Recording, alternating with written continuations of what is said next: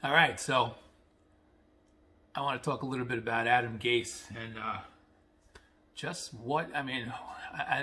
When you're a kid and your parents, your father, your mother, whichever one will, you'll do something and they'll say, "What is wrong with you?"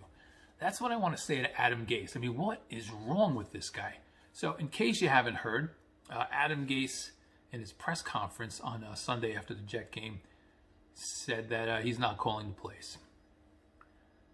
Then one of the guys pointed out that it looked like, Daryl, I always forget the names, Loggins, had wasn't really doing much. And then Adam Gase said, well, he relays the plays through me. And they say, well, it doesn't look like he's doing anything. How is that possible? Then Adam Gase said, well, this is not hard. He gives me the three plays, and then I relay them to the quarterback. So I'm going to stop right there and then get back to it.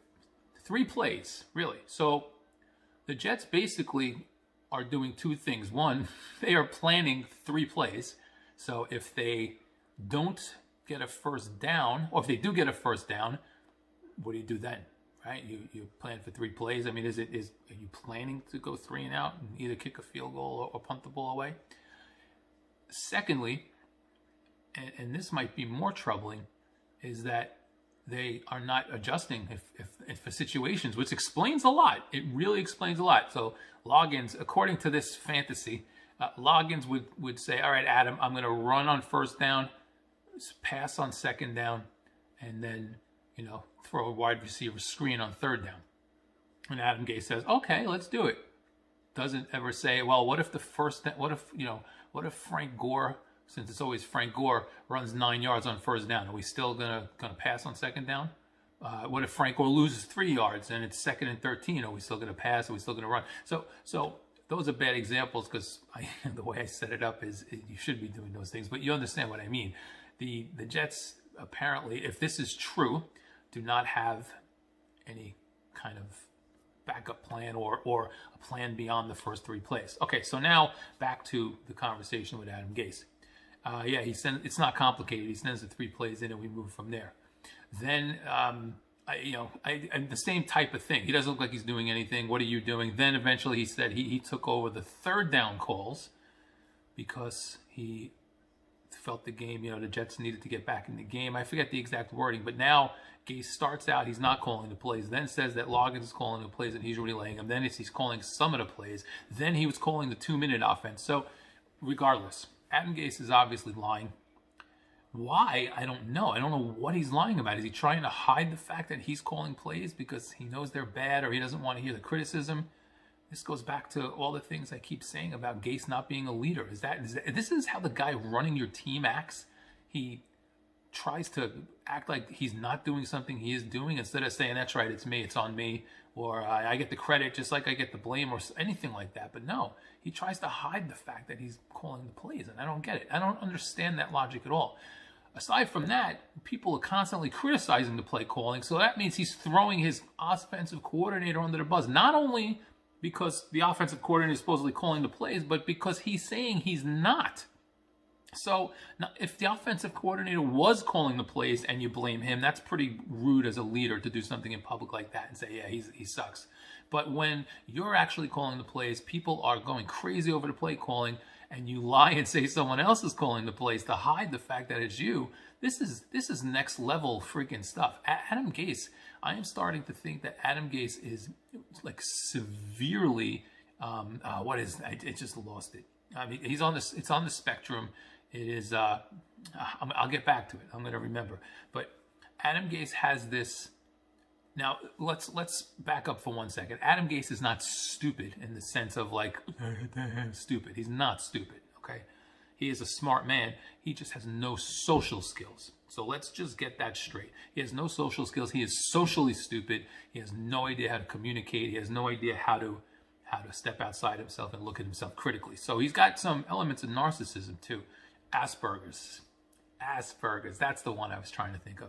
Adam Gase seems to me to be severely well, I can't say severely. I am not a medical professional at all, but everything I know about Asperger's is people who speak and don't realize the effect they're having on people. It's about them, and there is very little understanding of how your words and actions affect others. Adam Gase seems to have that to me.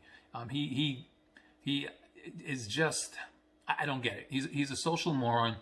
He can design plays, X's and O's, and say, well, this should work, that should work, but he has no idea how to apply it in the real world. He has no idea how to communicate to his players, how to apply his plays. And then what he does is he's almost like Sheldon from Big Bang Theory, if you've ever watched Big Bang Theory, right? Sheldon is painfully honest, has no idea how to accept blame, and everything else is because the other person wasn't smart enough to follow him along. That's Adam Gase. Adam Gase is a smart guy who is socially inept and just has no capabilities of understanding why people can't follow along with him, so it's everybody else's fault. I don't understand I understand why the Jets still have him. I don't understand how they hired him in the first place. I don't understand how he got a job in the NFL as the head coach in the first place.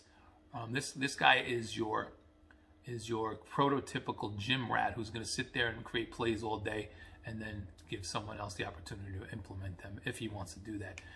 If he doesn't feel he needs to run the show, but you let him run the show, suddenly Adam Gase thinks it's all him, and it's got to be all through him and his way. And I just don't. I don't see how the Jets hired him. It's too late now, obviously, but this is embarrassing. And not because of the team's performance. The team's performance is embarrassing. We've been through that a million times. It's very embarrassing to be this inept, to be this unprepared, to be this, to be that. When your coach is so completely socially inept and devoid of leadership qualities that he's out there throwing everybody under the bus and lying to the press. And I don't think I've ever seen the press attack a guy like they attacked him. It was like, they're accusing him. They're basically accusing him of lying straight out. And he just goes, well, this is not complicated. And he keeps deny. So this is a true embarrassment. It just gets worse for the Jets. And you got to hope, that 1% that they actually play on a retaining Gase. You got to hope that is not the case. This is an epic disaster. And if the Jets do keep Adam Gase, I will be forming the revolt because the Jets have put us through too much. Maybe I'll tell you about my season ticket experience, why I gave them up, and why I won't give the Jets a dime on my money anymore. I think maybe I'll do a quick hit on that one too. Anyway, have a great night. I'll be back with either that video or a game preview for the Raiders later in the week. And I'll talk to you all soon. Have a great night.